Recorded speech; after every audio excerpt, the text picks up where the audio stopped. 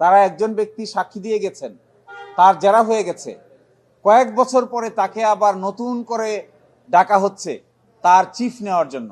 এটি ক্রিমিনাল জুরিসপ্রুডেন্সে এই ভারতীয় সাবকন্টিনেন্টে একটি এক্সাম্পলও কেউ দেখাতে পারবে না, যেখানে সাক্ষী জেরা জবানবন্দি হয়ে যাওয়ার পরে আবার নতুন করে তার জবানবন্দি দেওয়ার জন্য ডাকা হয়।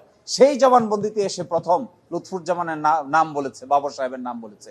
অতীতে তারা যে আদালতে এসেছিলেন তখন বলেনি, ক্রস এক্সামিনেশন করা হয়েছিল তখনও বলেনি, কিন্তু কয়েক বছর পরে এসে ফার্দার ইনভেস্টিগেশনের পরে 7 বছর পরে ফার্দার ইনভেস্টিগেশনে এসে তারা বলছেন বাবর সাহেব নির্দেশে এই কাজ হয়েছে।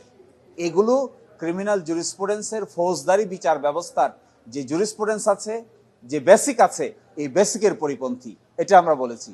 এখন রাজনৈতিক উদ্দেশ্যে যদি কোনো মামলা পরিচালনা করা হয়, আজও হয়, অতীতেও হয়, তাহলে তার সুনির্দিষ্ট তথ্য প্রমাণ ছাড়া আমরা রাজনৈতিক ব্যক্তিবর্গকে দোষারোপ করার জন্যই এই সমস্ত মামলার মূল মোটিভ থাকে।